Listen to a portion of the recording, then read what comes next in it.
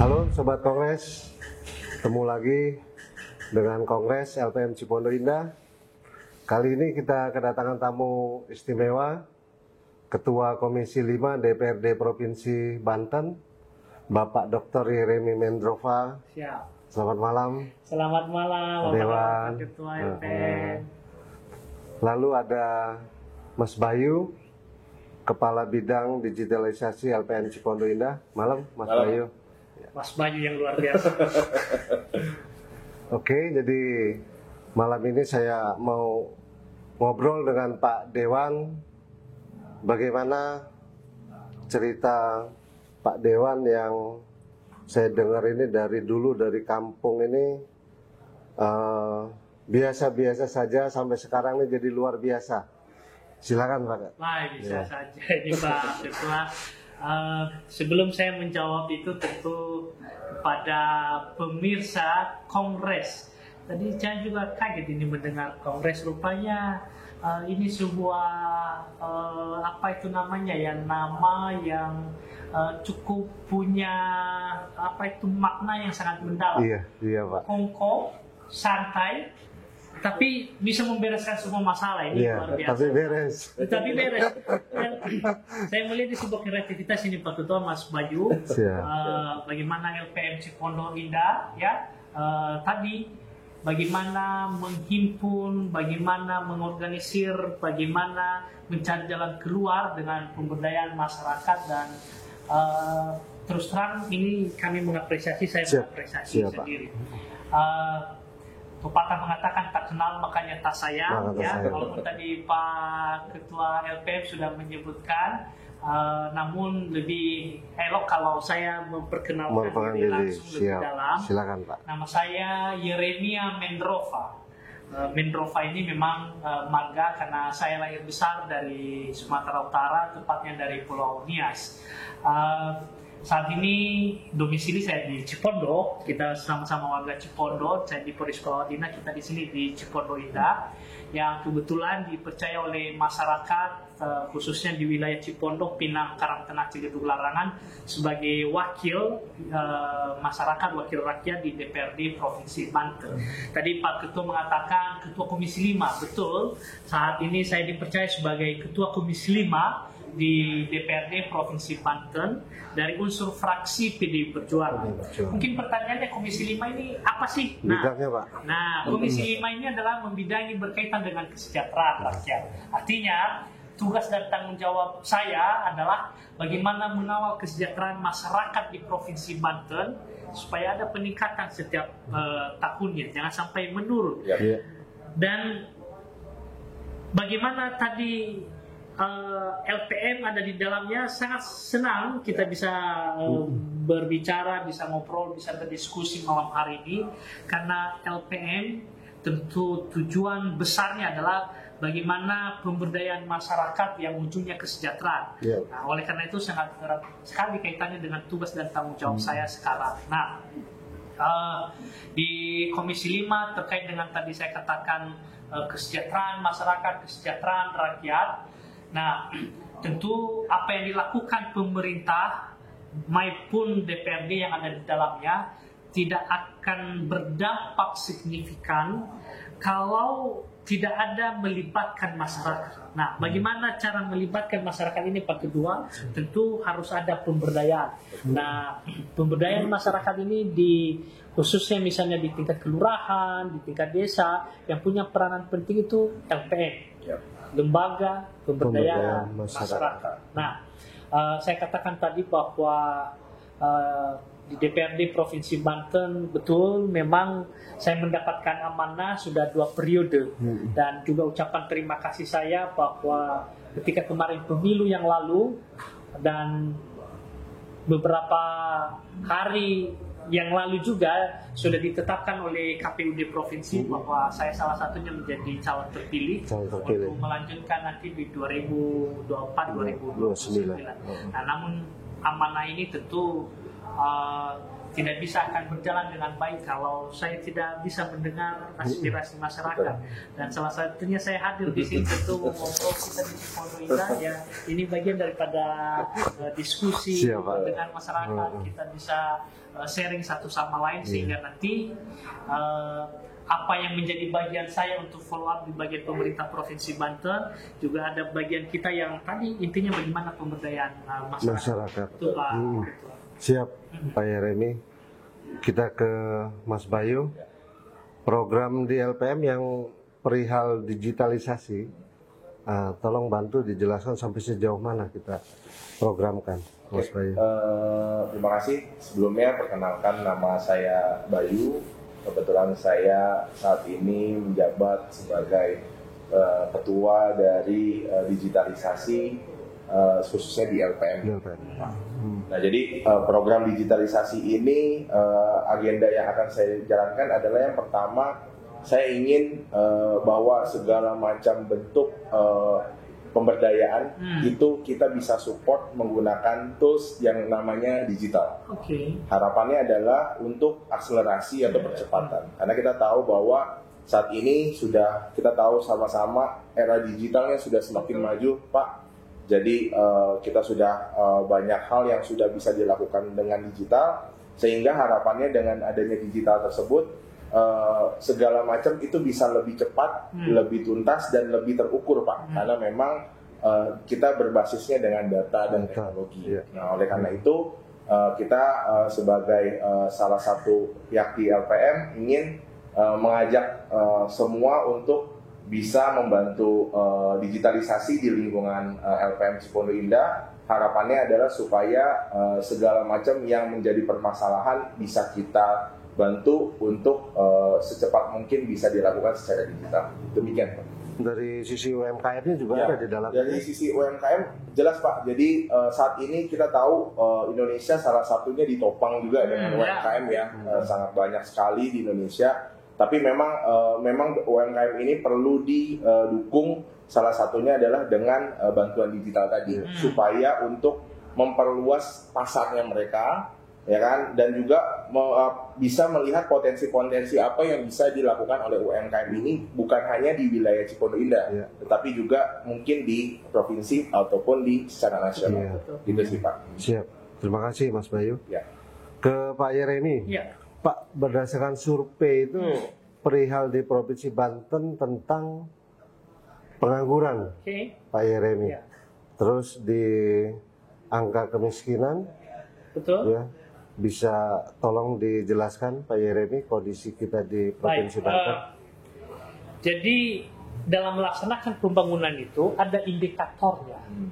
Jadi apapun yang dilakukan pemerintah tentu ada targetnya. Berhasil tidaknya adalah sudah sesuai dengan indikator yang telah disepakati antara pemerintah dengan DPRD. Apa saja indikator itu? Yang pertama adalah indeks pembangunan manusia. Indeks pembangunan manusia ini ada 3 variabel. Yang pertama pendidikan, yang kedua adalah kesehatan, dan yang ketiga adalah daya beli masyarakat. Daya beli. Ya. Kemudian yang kedua, indikator yang kedua adalah laju pertumbuhan ekonomi. Artinya bahwa semakin meningkat pertumbuhan ekonomi, ada pergerakan ekonomi masyarakat, pasar semakin ramai, misalnya jalan semakin ramai. Artinya ada aktivitas ekonomi yang semakin meningkat di tingkat masyarakat. Kemudian yang berikutnya tadi apa yang disinggung oleh Pak Ketua adalah berkaitan dengan angka kemiskinan. Nah, lagi-lagi memang ini menjadi sebuah PR bahwa kehadiran pemerintah itu adalah bagaimana menurunkan angka kemiskinan. Nah, kita di Provinsi Banten memang masih angka kemiskinan kita berada di angka 6%. 6, terakhir ini 6,17%. Nah, walaupun secara rata-rata nasional kita ada berada di bawah angka kemiskinan nasional. Nasional itu ada di angka 9%, kita Banten 4. Namun demikian Mas Bayu, kalau kita merefleksikan kemiskinan ini, bandingkan dengan sebelum COVID. Nah, ketika sebelum COVID Banten itu berada di level 5%, bahkan di angka 4,9%. Artinya, upaya-upaya dilakukan pemerintah khususnya Provinsi Banten sekarang ini dalam tanda kutip belum berhasil menurunkan sebelum COVID. Karena ingat tadi masa COVID 2019 itu kita berada di level maksudnya sebelum COVID itu 5%. Sekarang masih bertengger di angka 6%. Itu berkaitan dengan kemiskinan. Kemudian berkaitan dengan di sini masalah pengangguran. Nah, pengangguran ini memang sesuatu yang tidak enak didengar. Tapi mau tidak mau saya harus menyampaikan ini. Bahwa kita di Provinsi Banten adalah adalah provinsi penyumbang pengangguran terbesar di Indonesia. Kita masih berada di level di atas 7%. Oh, di atas 7 Pak ya? Di atas 7%. Nah, ini memang PR besar yang terus kita giatkan bagaimana menurunkan angka pengangguran ini, nanti akan saya singgung. Kemudian berikutnya adalah indikator yang berikutnya adalah terkait dengan pemerataan pembangunan yang diukur dalam bentuk Gini rasio atau rasio Gini.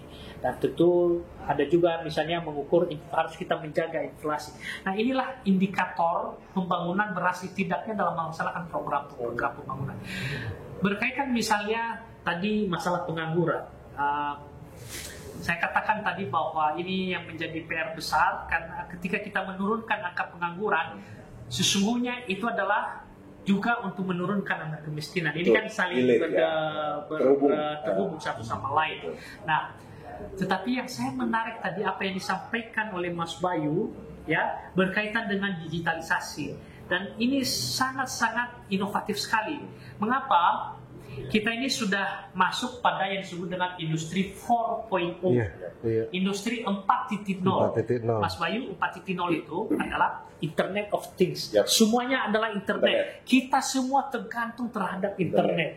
Suka tidak suka, mau tidak mau. Sekarang ini, kalau kita kehilangan handphone atau ketinggalan handphone kemanapun kita pergi, maka lebih baik kita ketinggalan dompet daripada ketinggalan handphone. Karena kita sudah tergantung dengan internet. Internet of Things. Kemudian berikutnya berkaitan dengan industri 4.0 adalah digital.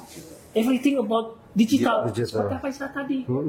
Digital ini tidak mengenal waktu, tidak mengenal tempat, tidak mengenal lokasi, dan berkaitan dengan digital, berkaitan dengan UMKM, kita tidak perlu sekarang membangun mall, tidak perlu membuat ruko atau punya ruko untuk membuat sebuah usaha.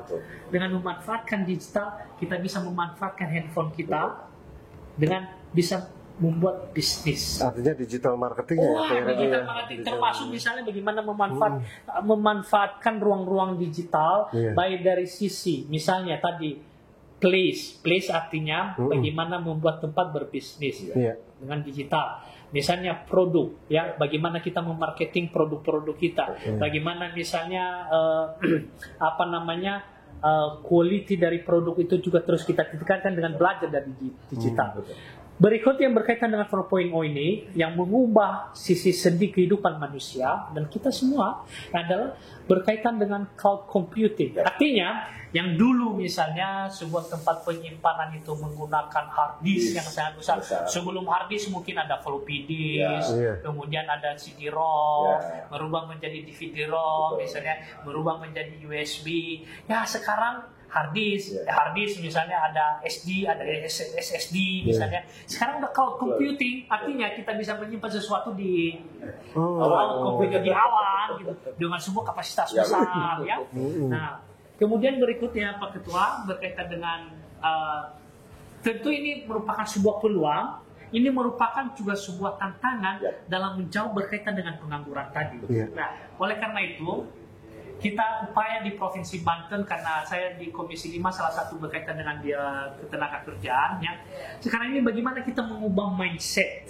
Mengubah mindset yang sebelumnya ketika lulus sekolah atau ketika misalnya sekolah, cita-citanya bagaimana mendapatkan pekerjaan di perusahaan, di industri, di pabrik. Nah, sekarang kita harus mengubah mindsetnya itu.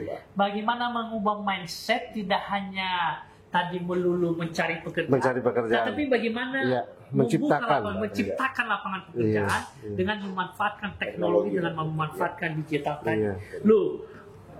Ini sekarang dengan kemajuan teknologi ini yang pekerjaan-pekerjaan biasa saja itu akan digusur oleh dengan teknologi.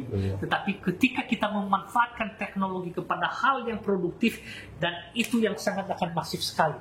Nah, tentu dalam menjawab tantangan ini sebagai peluang, maka sesungguhnya Mas Bayu, kita berharap ini LPM juga nanti menjadi bagian dalam pemberdayaan masyarakat, khususnya di Cipondo ini, dan yang mendengar kongres ini kita akan membereskan bagaimana pengangguran ini nanti khususnya di Cipondo ini. Tadi saya mendengar program dari Mas Bayu tadi, bagaimana tadi misalnya pendataan, bagaimana database ya, kemudian bagaimana kita mengorganisir ini semua. Karena saya setuju sekali, karena mengapa ada 4C yang harus kita butuhkan dalam menjawab tantangan ini. 4C, Pak? 4C. Okay. 4C. C yang pertama itu adalah critical thinking. Critical thinking. Daya pikir yang kritis. Artinya, dalam misalnya ada sesuatu hal yang kita hadapi. Tentu, jangan kita hanya menerima apa adanya. Kita menghadapi sesuatu permasalahan, jangan hanya menerima apa adanya. Tetapi dengan kita mengembangkan daya pikir yang kritis, kita membuat pertanyaan-pertanyaan, menggali lebih dalam lagi, sehingga bisa menganalisa lebih dalam. Dan itu hanya bisa teranalisa baik kalau punya daya pikir yang kritis. Jadi saya yakin anak-anak muda, masyarakat kita di Cipondo Indah itu harus punya daya pikir yang kritis dalam menjawab tantangan ini. Yang kedua adalah berkaitan dengan kolaborasi. C yang kedua adalah collaboration. Kolaborasi, kerjasama. Mas Bayu jelaskan tadi, di Cipondo Indah dengan berbagai macam potensi yang ada. Nah, bagaimana mengorganisir permasalahan dan potensi ini, mengidentify potensi ini kalau nggak ada database. Dan dengan tadi kita menghimpun semua dengan tadi menggunakan digital. Masyarakat kita di RW 2 punya warganya yang berbagai macam, misalnya bidang usaha yang mereka geluti. Ada potensi-potensi di RW 1, RW 3, 4, 5, 6 sampai 10 misalnya. Nah, C, kolaborasi. Nah, ini yang tadi saling mengisi. Ada misalnya yang bergerak di bidang katakan makanan kecil misalnya, ada misalnya yang mensuplai bahan tepungnya, ada misalnya yang bagaimana packagingnya, ada yang misalnya bagaimana marketingnya, ada juga misalnya yang menjadi konsumernya di sini. Nah, jadi kita berputar di wilayah Cipondo ini yang sangat potensi. Nah, untuk menggali potensi ini, itu tadi berkaitan dengan pemerintahan digital.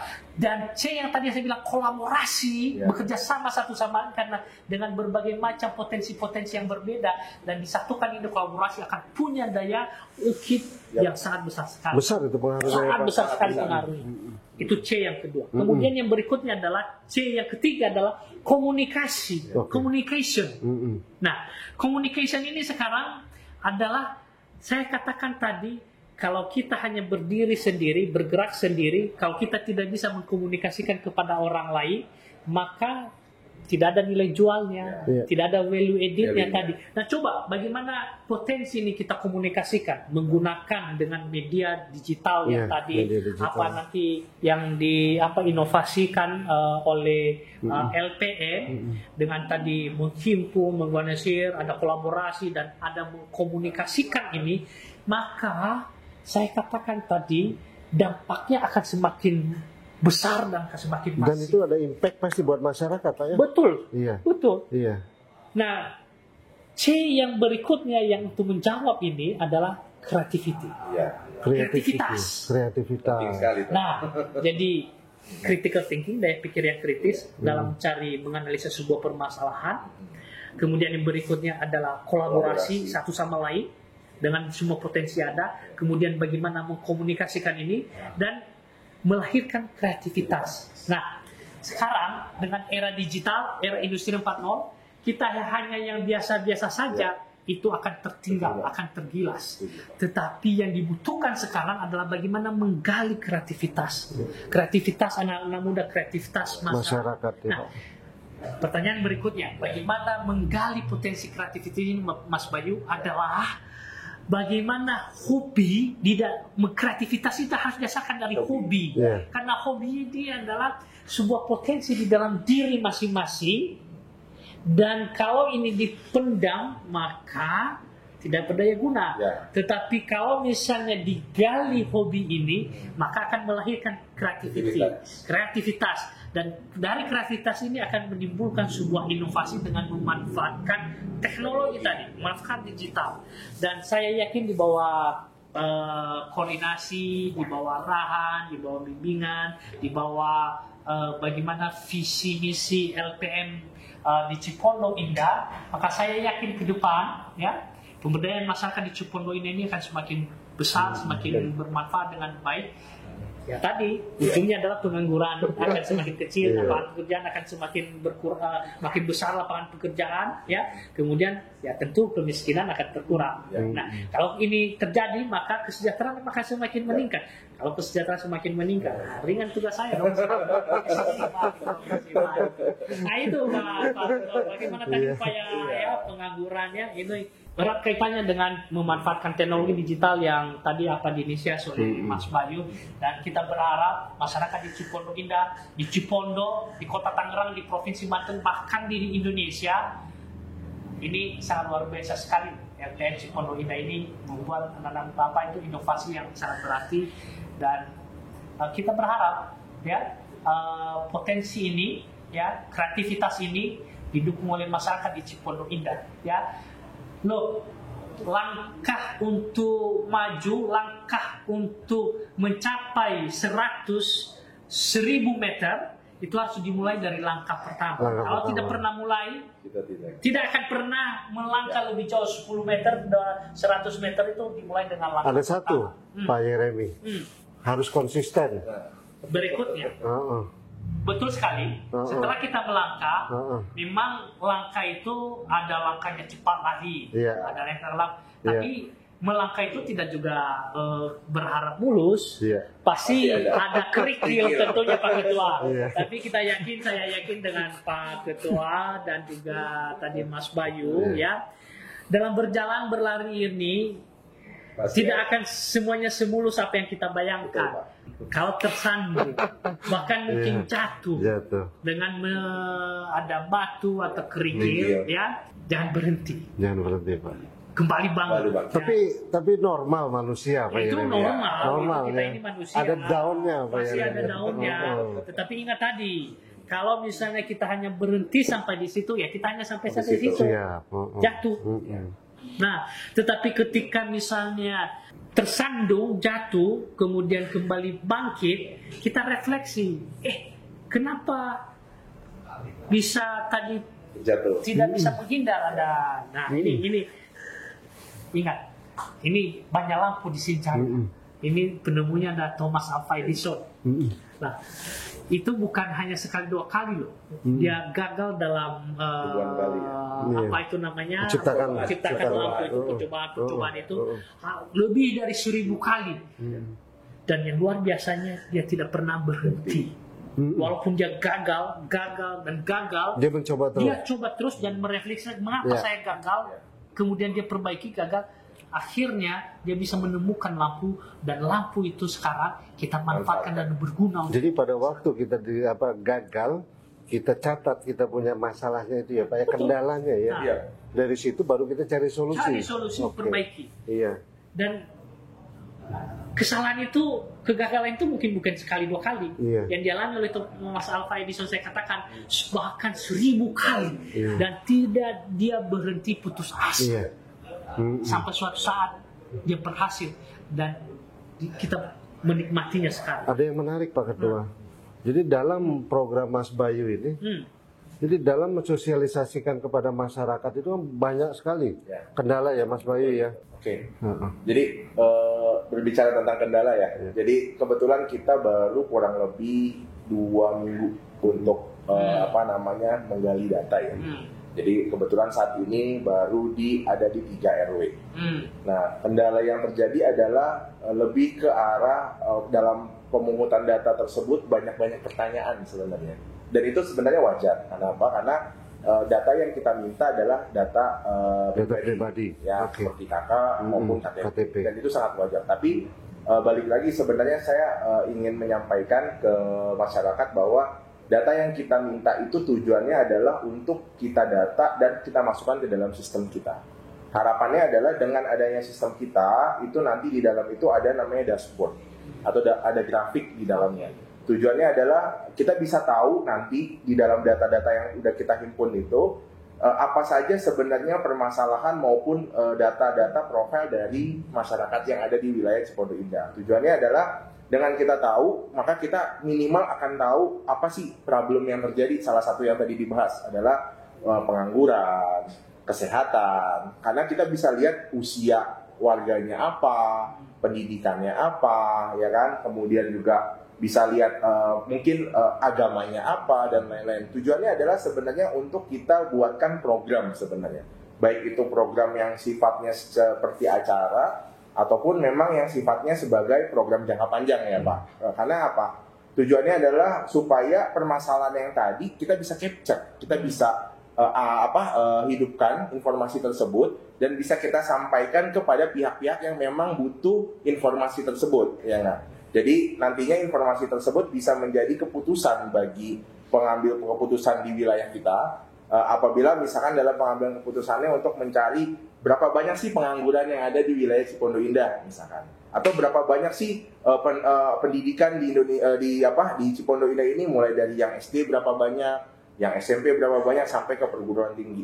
Dan yang paling penting adalah balik lagi tadi problem yang terjadi dari sisi banyaknya pengangguran tadi. Salah satu didukung adalah karena memang dari pengangguran tersebut banyak yang tidak memiliki skill tertentu atau tidak update lah dari sisi skillnya, sehingga untuk dia berinovasi, untuk dia melakukan kegiatan-kegiatan, nah itu dia bingung, banyak informasi yang tidak dapat seperti itu. Nah, oleh karena itu kita bisa memanfaatkan seperti balai latihan, program-program workshop, ya kan, seminar dan lain-lain. Tujuannya adalah kita bisa bimbing mereka untuk memiliki skill tertentu dengan memanfaatkan teknologi tadi, misalkan kayak marketing, jadi digital marketing, atau misalkan jadi content creator, atau mungkin desainer lah. Sekarang banyak kan di internet itu butuh sekali. Pertanyaan yang paling sederhana, ya, Mas Bayu, dampak positifnya buat masyarakat? Sangat banyak Pak. Jadi dampak positifnya adalah gini, dengan minimnya pengangguran,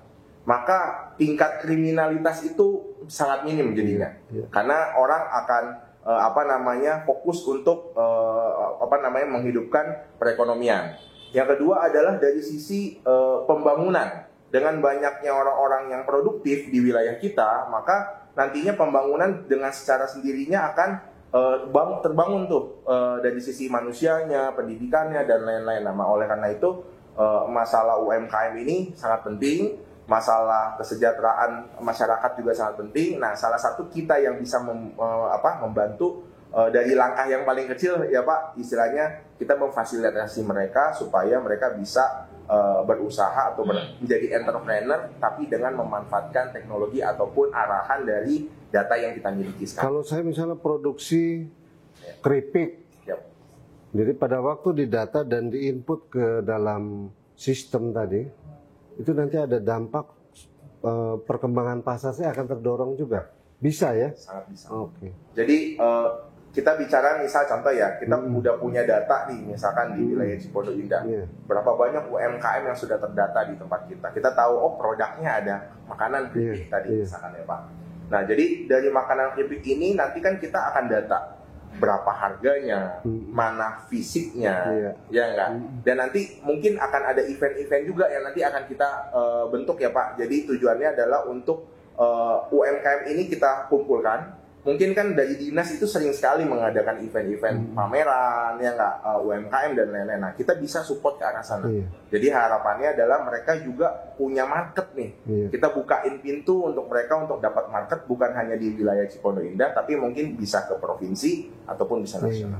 Berarti dari program-program tadi Pak Yeremi, dari sisi pemerintahan di Provinsi Banten, bisa mensupport tuh PRM. Ya, bisa disinergikan dengan baik. Apa yang tadi identifikasi potensi yang ada di masyarakat kita. Contohnya misalnya ya kita di Dinas Tenaga Kerja kan ada namanya punya BLK.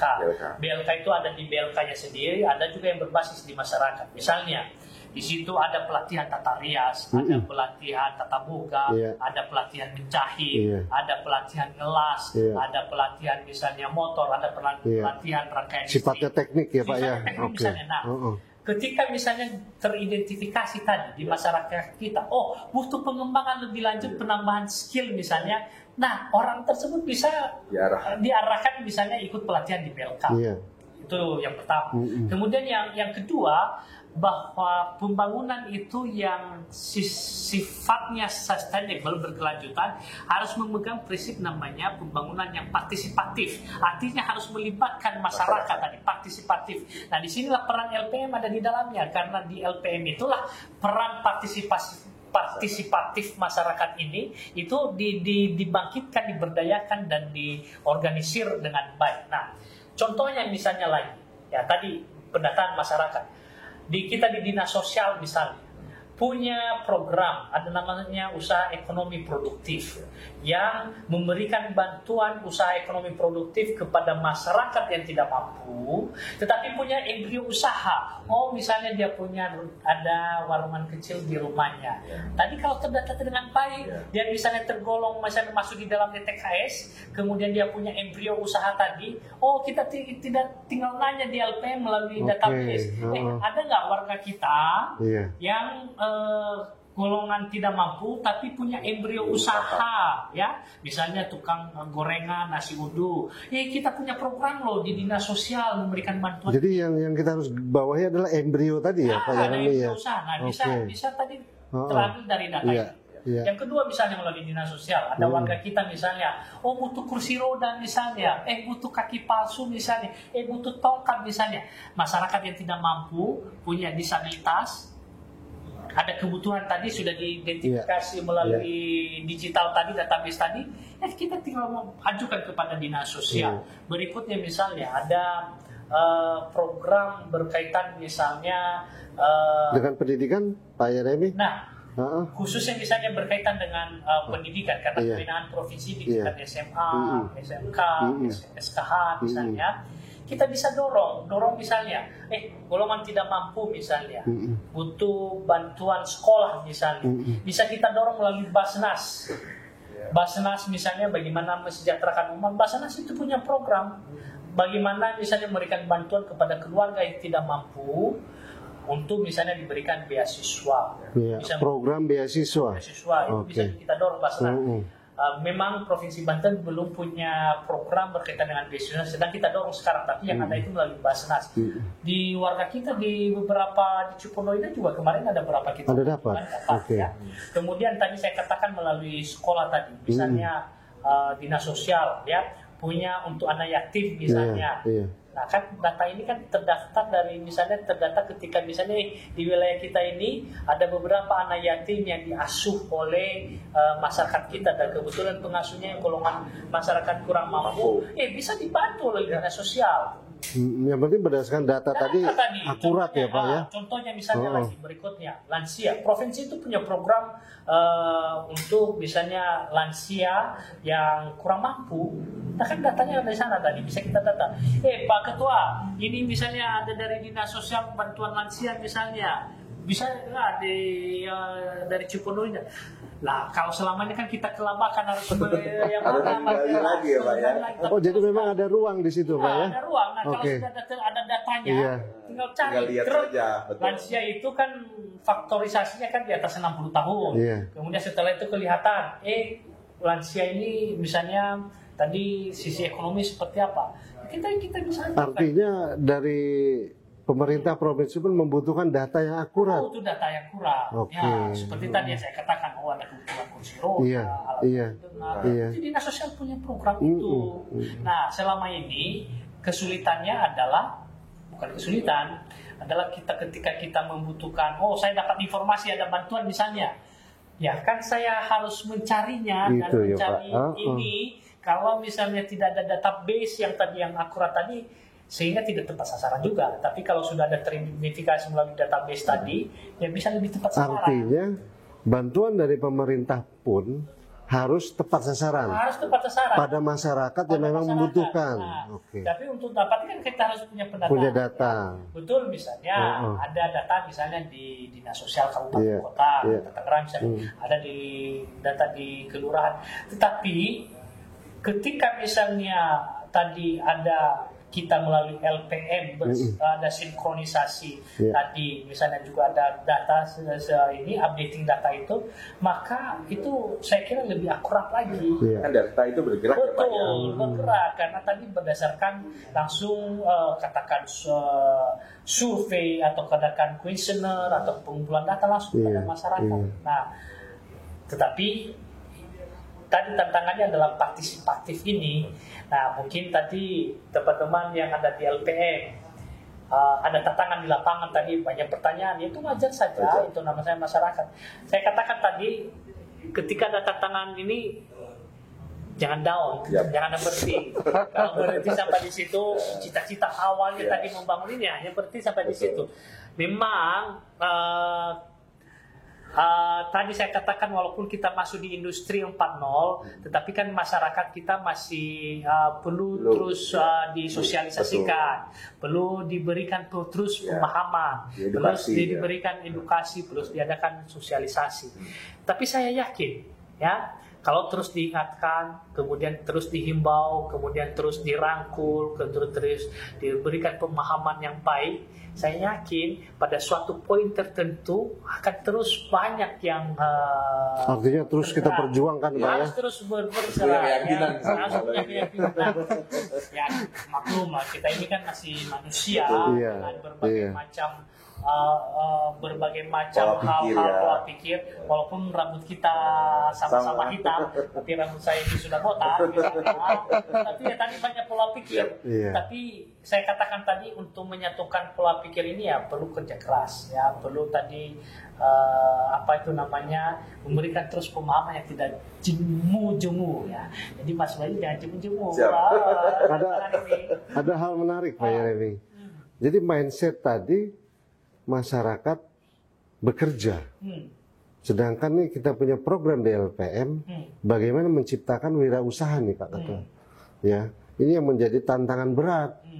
Ya, jadi contohnya kemarin pada waktu ada program pelatihan dari Dinas Tenaga Kerja Provinsi, masyarakat ini kurang semangatnya, itu kurang untuk mengikuti pelatihan tuh Pak. Ya. Sangat wajar sekali, Iya. Terlebih dengan LPM yang sudah mulai kembali aktif, Iya Pak. tentu pertanyaannya kan masyarakat khususnya di Cipondo Indah yang selama ini mungkin belum banyak mendengar. Iya. Sekarang sudah mulai terdengar. Tentu juga kan punya pertanyaan gitu kan. Seperti apa sih LPM gitu kan?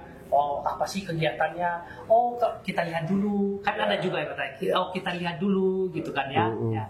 Oh, juga mungkin ada yang antusias gitu kan. Oh, juga mungkin ada yang mendorong gitu kan. Oh, juga mungkin ada yang masih itu seperti yang pernah kita dulu lihat. Nah, tantangan kepada teman-teman LPM tentu ini harus menjawab ini. Ya, saya katakan dengan berbagai macam situasi di lapangan tidak segampang memang membalik tangan. Sukses itu apalagi tadi sukses membangun usaha, memberdayakan masyarakat tidak segampang membalik tangan. Apalagi kita berhubungan dengan orang, ya. Dan oleh karena itu ya perlu kesabaran yang revolusioner ini. Pada ketua, pada pembayu. Artinya perlu tenaga ekstra. Perlu kesabaran revolusioner, perlu tenaga yang ekstra yang tadi ya terus memberikan pemahaman yang baik bahwa LPM adalah lembaga pemberdayaan masyarakat yang dari kita, oleh kita, dan untuk kita, bukan untuk siapa-siapa gitu kan ya. Lah, siapa lagi yang memajukan LPM di Cipondo Indah kalau bukan kita juga? Betul Pak. Nah, tantangan berikutnya, bagaimana tadi memberikan pemahaman kepada rekan-rekan yang tadi tanda kutip misalnya masih banyak pertanyaan-pertanyaan, dan oleh karena itu harapan kita bahwa LPM mulai sedikit demi sedikit misalnya mulai kelihatan perannya, dan saya kira salah satunya misalnya dengan Kongres ya, Kongres ya. itu kan sudah mulai bagian daripada upaya keaktifan terhadap LPM ya, baik dari sisi tadi digital, baik dari sisi berkaitan dengan UMKM, baik dari sisi bagaimana pemberdayaan potensi yang ada di Cipondo Indah ini yang laju pertumbuhan ekonomi kan cukup besar yang ada di Cipondo Indah. Iya. Nah, kemudian bagaimana pemanfaatan yang lain, ruang-ruang tertentu yang bisa menjadi produktif, ya ini bisa arahnya ke sana.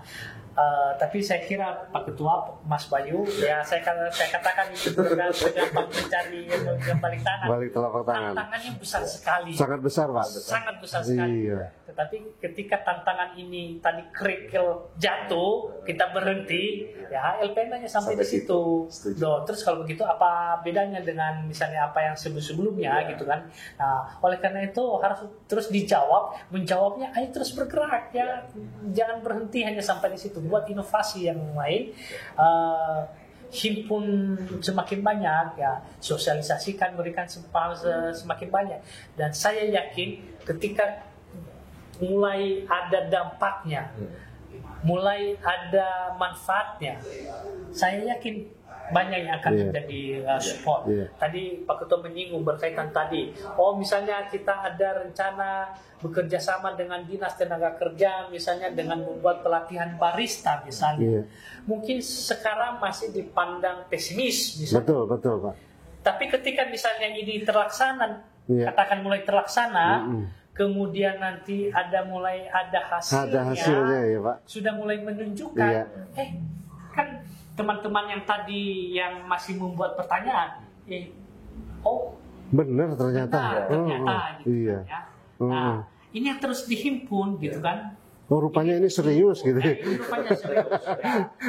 Dan berikutnya lagi, ya saya mendorong nanti juga LPM tadi berkaitan dengan usaha. Memang tantangan berkaitan dengan usaha ini adalah berkaitan dengan permodalan. Betul Pak.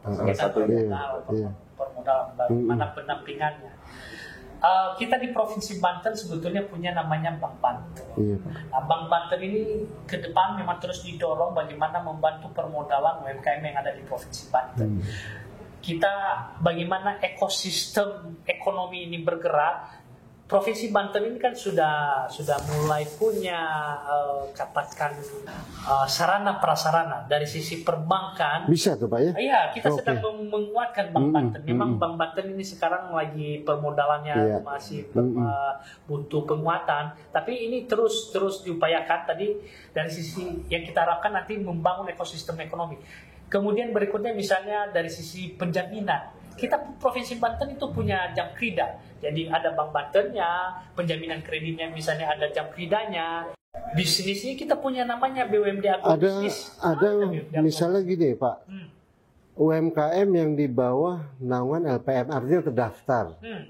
Kita dorong kepada Bank Banten. Bisa dibantu ya Pak. Nah, makanya tadi ada penguatan LPM. Nah, yang kita dorong sekarang adalah bagaimana juga ya bisa dipikirkan oleh ketua, misalnya koperasi ya, LPM kemudian dia punya koperasinya ya. Koperasi itu kan berbagai macam, ada koperasi bisa pinjam misalnya, artinya lebih produktif untuk menghasilkan produk ya Pak ya. Justru sekarang koperasi dengan undang-undang cipta kerja yang terbaru ini, koperasi itu berhak mendapatkan hibah bahkan dari pemerintah, baik itu pemerintah provinsi maupun pemerintah pusat, kota maupun pemerintah pusat, berhak mendapatkan hibah sepanjang punya legalitas terdaftar, misalnya akte notaris yang pendiriannya, punya sekretariatnya, keanggotaannya, ya. Dan ini semakin dimudahkan. Artinya untuk mendorong ekonomi kerakyatan. Makanya sekarang kan koperasi dan UMKM. Iya. Nah, LPM misalnya, selain daripada punya lembaga LPM-nya, punya kooperasinya, Iya, Pak. bisa nanti mendapatkan bantuan dari Dinas Koperasi dan UMKM, mendapatkan bantuan pendampingan dan dilibatkan dalam sisi aktivitas masyarakat. Artinya itu turunan nanti ke UMKM tadi ya Pak ya? Betul, Oke. betul. Nah, apalagi misalnya koperasi kan tidak hanya terbatas ke orang per orang. Iya. Oh, misalnya koperasi yang dari pengrajin itu kan bisa membentuk sebuah Siap, koperasi siap. yang tadi disinergikan dengan program pemerintah baik kota, provinsi, bahkan kementerian koperasi dan Bisa ya, Pak, ya? Bisa, saya katakan tadi. Bisa mendapatkan bantuan permodalan, bisa mendapatkan bantuan hibah, bisa mendapatkan bantuan pendampingan dengan berbagai macam program-program pemerintah berkaitan dengan tadi program UMKM tadi. Nah, tadi Mas Bayu mengatakan mayoritas sesungguhnya perekonomian kita berbasis UMKM. Nah, kemarin waktu COVID, ya perusahaan besar banyak anjlok, yang tumbuh adalah UMKM. Betul. Nah, Sebagai penopang sebagai UMKM. penopang Mm-mm. ekonomi. Mm-mm. LPM punya peranan besar, dan supaya punya peranan besar tentu masyarakat kita khususnya Cipondo Indah, ayo kita dukung ini, berpartisipasi ya, dan saya kira langkah pertama, kedua dan ketiga ini akan terus maju, dan mulai dari melangkah biasa kemudian lari, bisa maraton, dan Yang penting semangat. Saya yakin ya, dengan masyarakat sudah mulai melihat buah kerjanya LPM, saya kira sudah mulai percaya kepada LPM. Tim kreatif kalau dibilang semangat dia senyum-senyum tuh Pak. Semangat. Nah, ini kan tadi digital memanfaatkan media sosial Iya. ya, bisa disebarluaskan dengan baik. Saya kira ya punya dampak yang positif ya.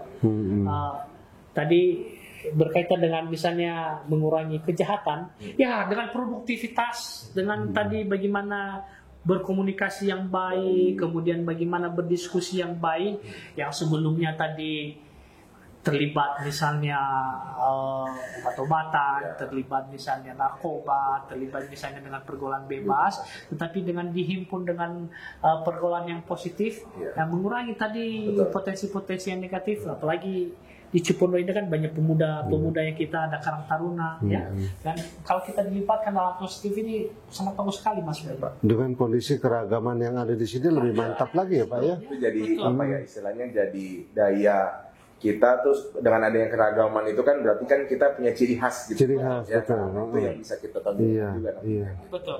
Nah, di Provinsi Banten kita sudah dilahirkan 2 perda bagaimana merajut keberagaman yang ada di Provinsi Banten. Tidak hanya saja di Kota Tangerang, tidak hanya saja di Cipondo Indah, tidak hanya saja di Cipondo, di Provinsi Banten. Saya sebagai pengusulnya dan juga sebagai ketua pansus yang pertama adalah Perda Pendidikan Pancasila dan Wawasan Kebangsaan. Dan yang terakhir kemarin yang berhasil kita buat adalah Perda berkaitan dengan pemajuan kebudayaan. Artinya Mas Bayu, ya, Provinsi Banten kita sudah punya payung hukum bagaimana tadi kearifan lokal, bagaimana keberagaman ini terus dirajut, bagaimana wawasan kebangsaan terus kita perkuat, bagaimana jati diri ini tidak dilupakan oleh anak-anak muda kita karena pengaruh tadi teknologi juga yang negatif, yang sibuk dengan media sosialnya, menjauhkan yang dekat, mendekatkan yang jauh, akhirnya lupa dengan nilai sopan santun, menghargai yang lebih tua, Attitude Pak ya. attitude yang Iya, baik. Pak. Tetapi saya yakin dengan tadi kongres, kongkong, dan suatu diskusi yang baik ya, tadi mengingatkan satu sama lain ya, bagaimana tadi kolaborasi, komunikasi, critical thinking tadi dan kreativitas ini terus dibangun, didiskusikan di tingkat Karang Taruna, pemuda, kemudian kepada level senior-senior yang sudah tadi punya pengalaman yang Kongres banyak. ini diciptakan sampai jam 3 pagi Pak ya. Jadi sampai judul kongres. Dan yang lebih luar biasa lagi, saya melihat Pak Lurah kita ini sangat peduli sekali dengan terjun di masyarakat. Iya. Ini sebuah modal yang sangat besar Dan saya melihat misalnya forum RW juga dengan para ketua RW-nya yang punya Saling. niatan bagaimana terus merangkul semua pihak yang ada di Kolaborasi tadi Pak, kolaborasi Pak. Iya. Loh, ini modal besar loh. Mm-mm. Dan LPM ada di dalamnya untuk bagaimana pemberdayaan masyarakat itu. Saya yakin Cipondo ini akan semakin tumbuh kembang dengan baik. Ini pas ada Pak Yeremi, Mas Bayu. Ya. Apa yang Mas Bayu secara digital mau sampaikan kepada Pak Yeremi Ya. di provinsi? Oke. Kalau dari saya Pak terkait yang digital adalah yang pertama kita memang butuh sekali informasi ini tersebar luas lah di masyarakat. Karena apa? Mungkin masih banyak juga masyarakat yang belum tahu ya saat ini tentang adanya digitalisasi. Mungkin bahkan dampak ini kita mau bawanya tuh bukan hanya di lingkungan kita, tapi juga bisa disebarluaskan ke masyarakat yang lainnya supaya program ini bisa bermanfaat bagi yang lain juga. Itu satu.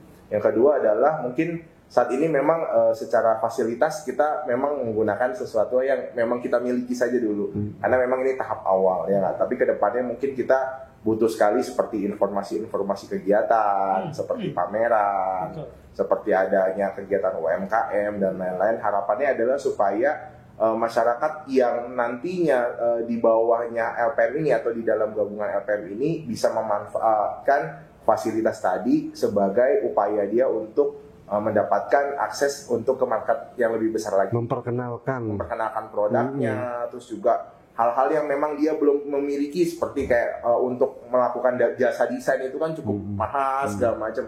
Dengan adanya program-program BLK pelatihan tadi, misalnya, sehingga dia bisa punya ilmu baru dan bisa juga bermanfaat buat produknya dia dan buat lingkungan. Artinya meningkatkan kompetensinya tadi ya.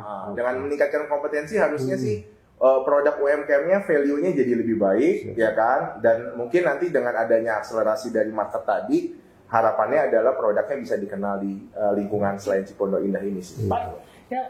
Bagus sekali, menarik. Tadi kalau misalnya menyambungkan dengan program pemerintah, hanya program pemerintah yang tadi bisa berbasis masyarakat ya, termasuk yang tadi bagaimana meningkatkan kompetensi segala macam. Nah, mungkin nanti ini yang saya dorong kepada rekan-rekan LPM ya. Jadi jangan dikasih PR dulu Pak.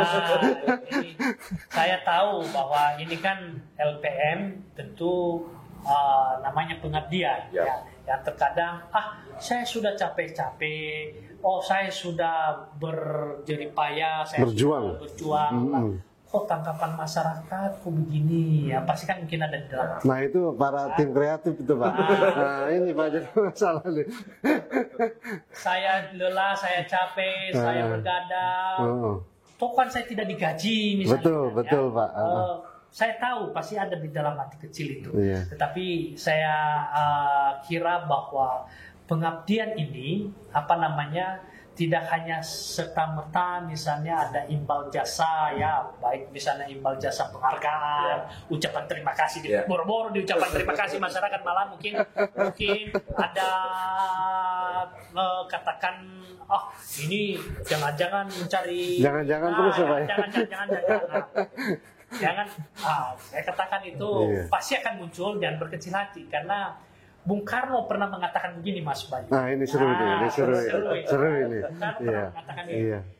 Jangan pernah menanyakan apa hasil yang saya dapatkan dari perjuangan saya. Oh hasil.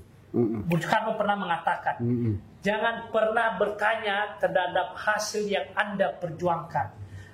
Kalau seandainya Anda tidak mendapatkan hasilnya sekarang, pasti anakmu akan mendapatkannya. Kalau anakmu tidak akan mendapatkannya, anak cucumu akan mendapatkan. Artinya Mas Bayu, bahwa semua pengabdian itu tidak akan sia-sia. Walaupun secara penghargaan, baik secara lisan, secara materi tidak akan didapatkan sekarang, maka yakinlah, sesuatu perjuangan yang baik itu, jeripaya yang baik itu, anak cucu kita kelak akan mendapatkan hasil. Ada satu peribahasa Pak Yeremi. Padi yang kita tuai hari ini bukan yang kita tanam kemarin. Betul. Ya, jadi lengkap tuh ya. Lengkap. Jadi rekan-rekan LPM ya jangan berkecil hati terhadap itu, terus membangun semangat. Ingat, bahwa membangun Cipondoh, membangun kota Tangerang, membangun Banten, membangun Indonesia, ketika kita berbuat baik, sedikit apapun yang bisa bermanfaat, baik untuk diri sendiri, apalagi untuk orang lain, itu sudah ikut dalam. Mantap ya Pak ya. Mas Bayu, jadi ada pertanyaan dari masyarakat, data yang diberikan itu aman atau tidak? Oke, saya jelasin sedikit ya. Jadi untuk data yang kita himpun itu sangat kita jaga kerahasiaannya. Yang pertama, mulai dari pengambilan data itu biasanya diserahkan ke pihak berwenang seperti RT. Yeah. Nah, dari RT ketika menyerahkan ke kita juga itu ada berita acara yang harus diisi. Yeah. Nah, dari kita untuk dimasukkan ke sistem juga kita taruh dengan security yang baik. Kemudian setiap ada pengaksesan itu tidak semua orang bisa mengakses. Hanya yang diberi kewenangan saja, dan yang diberi kewenangan pun tidak bisa semua data diakses. Hanya yang menjadi tanggung jawab dia saja, seperti RT misalkan hanya melihat data dia saja. Per wilayah RT-nya aja. RT dia saja. Kemudian untuk RW hanya per wilayah dia saja. RW yang ada di, artinya RT yang ada di lingkungannya. Nah, sehingga kita benar-benar sangat concern karena ini data pribadi. Jadi kita benar-benar sangat menjaga kerahasiaannya, karena apa? Ini balik lagi soal kepercayaan masyarakat. Nah, itu yang kita jaga. Siap. Artinya clear, aman. Clear, aman. Aman. Oke. Terakhir ke Pak Yeremi, kalau ngobrol sama Pak Yeremi ini butuh waktu panjang karena seru Pak. Jadi di kali ini mohon diberikan kiat kepada masyarakat dan para pemuda yang ada di Cipondoh Indah ini, bagaimana Pak selanjutnya nih Pak? Tentu tadi sudah kita berdiskusi ya, dan sekarang dimasuk di pengunjung. Nah, tentu bagaimana meningkatkan partisipasi ya, tentu bagaimana meningkatkan partisipasi baik pemuda, kemudian masyarakat yang ada di Cipondoh Indah dalam rangka yang pertama mendukung program-program LPM, baik tadi yang bersifat digital, baik dengan program-program yang lainnya. Kemudian yang kedua adalah bagaimana juga masyarakat di Cipondoh Indah ini semakin membangun diri tentunya, semakin berproduktif. Dan yang ketiga, bagaimana wilayah kita di sini ya aman, tertib, semakin indah, semakin bersih ya, dan semakin rukun tentunya. Dan oleh karena itu sekali lagi bahwa peranan ini harus melibatkan semua pihak. Tidak saja juga masyarakat, tidak hanya saja juga RT, RW, LPM, kelurahan, kecamatan, pemerintah, juga masyarakat yang punya usaha misalnya yang ada di Cipondoh Indah. Jadi harus bergandeng tangan semuanya. Nah, kalau kita ini bergandeng tangan, maka saya yakin apapun itu misalnya permasalahan yang besar bisa diselesaikan secara musyawarah dengan baik-baik ya.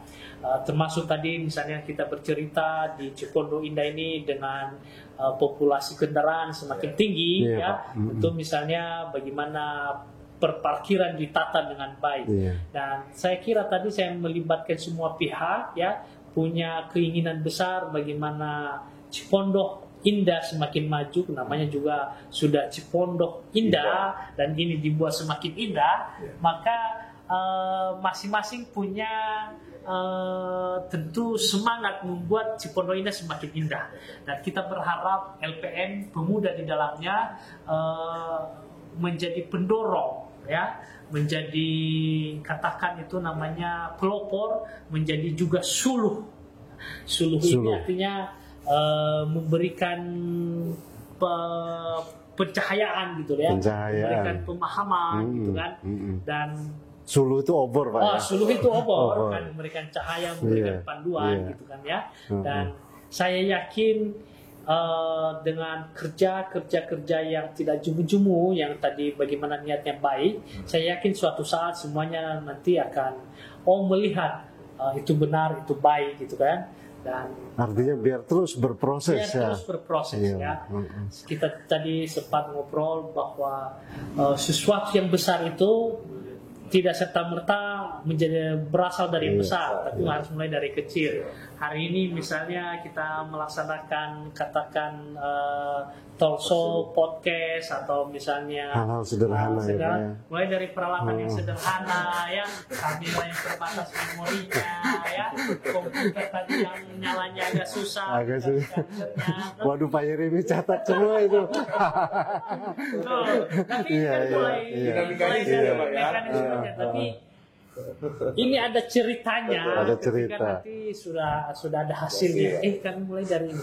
Loh, saya singgung tadi Microsoft yang sedemikian besar, Apple yang sedemikian besar, ya mulai dari usaha yang garasi. Garasi itu memanfaatkan ruang kecil, ruang yang ada, yang kecil, dengan peralatan yang ada, kemudian terus, akhirnya sekarang menjadi perusahaan besar. Tidak mustahil ya program digitalisasi, hal-hal yang baik dirintis oleh LPM dengan peralatan yang sederhana, dengan tadi bergadang tanpa pamrih, saya yakin akan terus membesar. Dan suatu saat nanti masyarakat Cipondo Indah akan melihat, oh, LPM Cipondo Indah begitu besar manfaatnya. Sampai itu. Saya himbau kita semua, baik masyarakat Cipondo Indah yang menyaksikan, menonton acara diskusi kongres ini, maupun masyarakat Indonesia, masyarakat dimanapun berada, ini sebuah terobosan yang sangat bagus. Dan kita punya keyakinan besar, terobosan yang sangat bagus ini akan berdampak luas kepada masyarakat, khususnya terhadap di Cipondo Indah. Niatan yang bagus ini saya yakin perlu didukung oleh kita semua. Siap, mantap. Oke. Terakhir, saya mengutip kalimat dari Pak Ketua tadi, kata membangun diri. Terus yang berikutnya adalah 4C. Dari itu semua kita simpulkan bahwa segala sesuatu kita harus berani memulai, kita konsisten menjalani, yakin, tetap semangat. Salam Kongres, selamat malam. Terima kasih Pak Yeremi.